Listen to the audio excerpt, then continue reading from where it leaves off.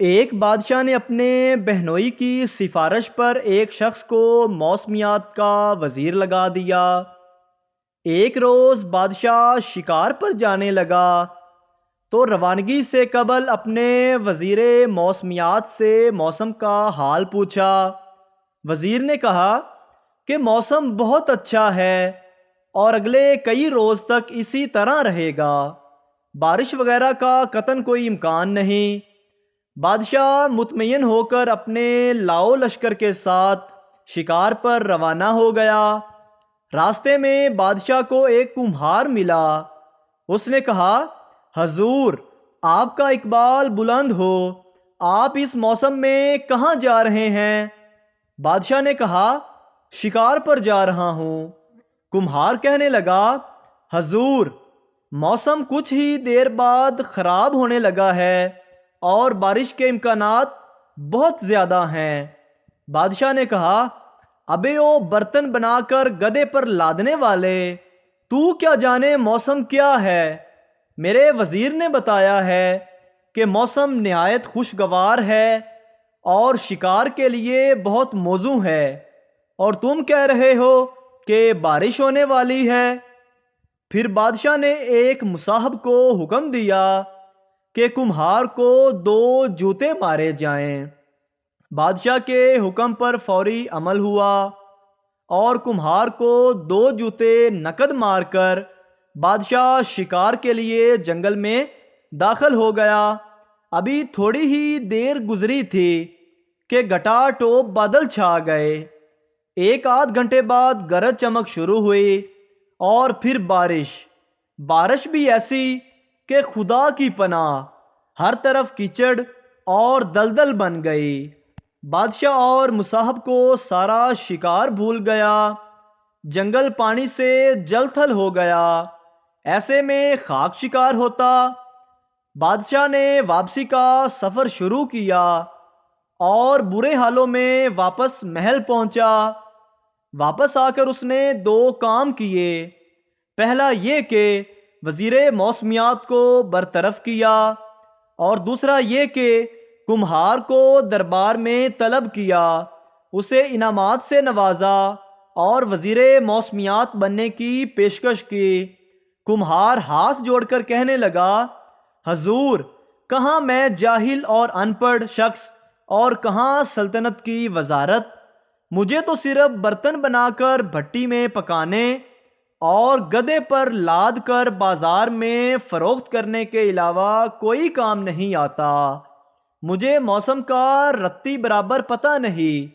ہاں، البتہ یہ ہے کہ جب میرا گدھا اپنے کان ڈھیلے کر کے نیچے لٹکائے تو اس کا مطلب ہے کہ بارش ضرور ہوگی۔ یہ میرا تجربہ ہے اور کبھی بھی میرے گدھے کی یہ پیش گوئی غلط ثابت نہیں ہوئی۔ یہ سن کر بادشاہ نے تاریخی فیصلہ سناتے ہوئے کمہار کے گدھے کو اپنا وزیر موسمیات مقرر کر دیا۔ مورخ کا کہنا ہے کہ گدھوں کو وزیر بنانے کی ابتدا تب سے ہوئی۔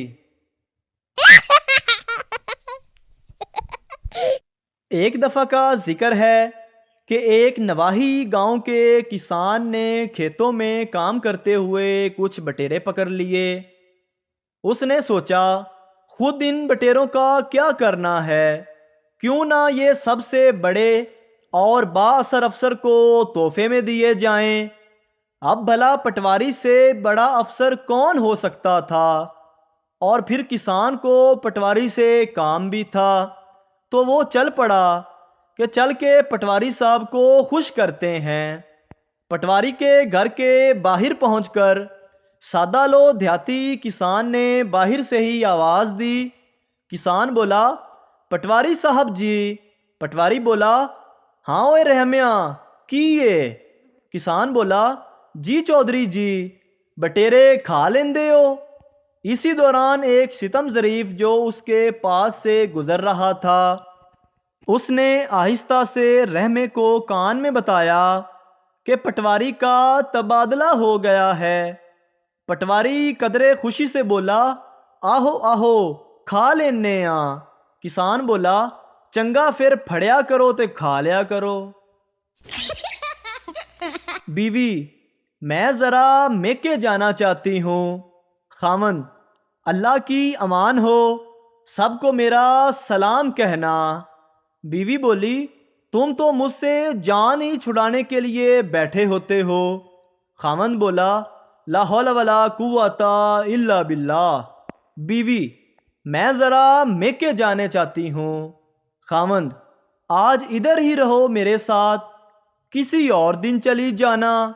بیوی: تم تو بس ہر وقت مجھے اسی گھر میں قید ہی رکھنا چاہتے ہو۔ خاوند: لا حول ولا قوت الا باللہ۔ بیوی: میں ذرا میکے جانا چاہتی ہوں۔ خاوند: جیسے تمہیں اچھا لگے۔ بیوی: تو گویا میرا ہونا نہ ہونا تمہارے لیے ایک ہی برابر ہے، میری تو کوئی اہمیت ہی نہیں ہے اس گھر میں۔ خاوند: لا حول ولا قوت الا باللہ۔ بیوی: میں ذرا میکے جانا چاہتی ہوں۔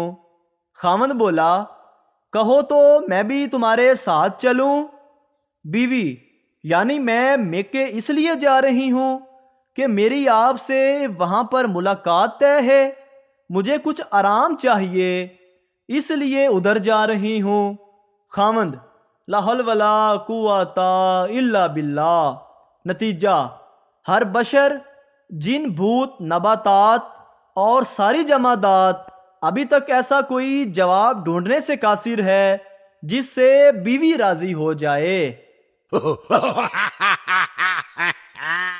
ایک پنجرے میں دو طوطے تھے، ایک ہر وقت سجدے میں پڑا رہتا، دوسرا ہر وقت تسبیح پڑھتا رہتا۔ ان کے مالک کے دوست کے پاس ایک طوطی تھی جو کہ بہت بدتمیز تھی۔ طوطی کا مالک بولا: اس کو لے کر اپنے دوست کے پاس آیا اور بولا: یار، میری طوطی بہت بدتمیز ہے، تم کچھ دن اسے اپنے طوطوں کے ساتھ رکھ لو، وہ بڑے پرہیزگار ہیں، شاید یہ تمہارے طوطوں کو دیکھ کے شریف ہو جائے۔ طوطوں کا مالک بولا: جیسے تم بہتر سمجھو، اور یہ کہہ کر اس نے طوطی کو پنجرے میں ڈال دیا۔ طوطی کو دیکھ کر جو طوطا تسبیح کر رہا تھا، اس نے دوسرے طوطے کو لات ماری اور بولا: اٹھ ہوئے، دعاواں قبول ہو گئیاں جے۔ اگر ہماری ویڈیو اچھی لگے تو ہمارے چینل کو سبسکرائب ضرور کریں۔ شکریہ۔